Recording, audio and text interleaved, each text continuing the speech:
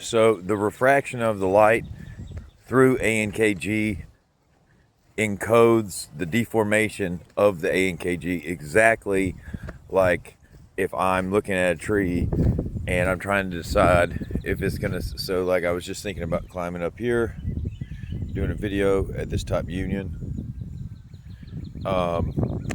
and I was thinking about, well, how is that branch gonna hold my weight? It's hard to tell from here, but it's easily over 4 inches, which is the standard.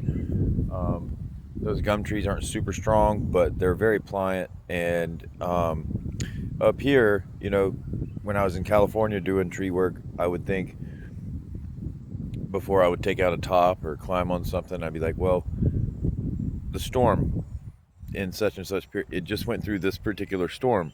And then I went, during storms, I would stare at trees just thinking about how much they were deforming, so that the next time I was in a tree, I would feel more comfortable with the relative degree of deformation I was creating through my activity.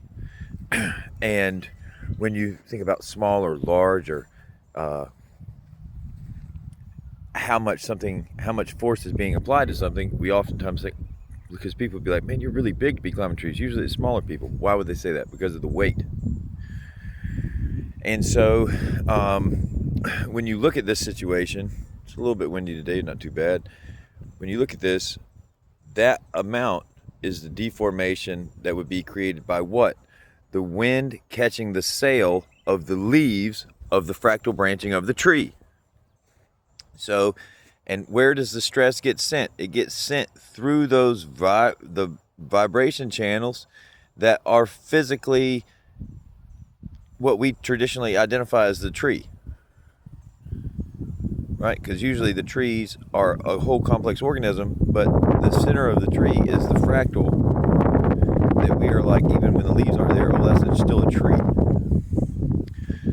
which has its own thing we could go into about approximations and understanding core structure. Wow, brain just went.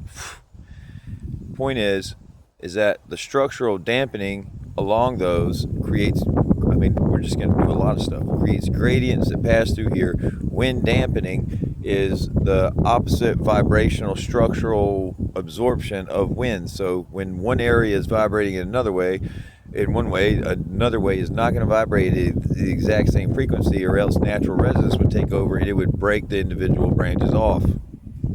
So you have to have the structural complexity to allow for wind dampening, dampening. It's a physical thing that happens to protect the trees as an evolutionary adaptation towards force. Again, what am I talking about? When I'm talking about being up there in my body, I'll put a video from when I'm up there. What am I talking about? I'm talking about the physical force, or the weight analog of the wind as it's collected through all of those leaves, and then applied to the frame, which deforms the physical branch that I'm going to be on, or it deforms the shape of the ANKG broadcast. Like, think about this right here. See, here we go. So the ANKG stretches out across the cell. The energy from the local environment passes through and deforms these different limbs and the arrangement. That is read as a spectroscopic signature, which contributes to ionic activity.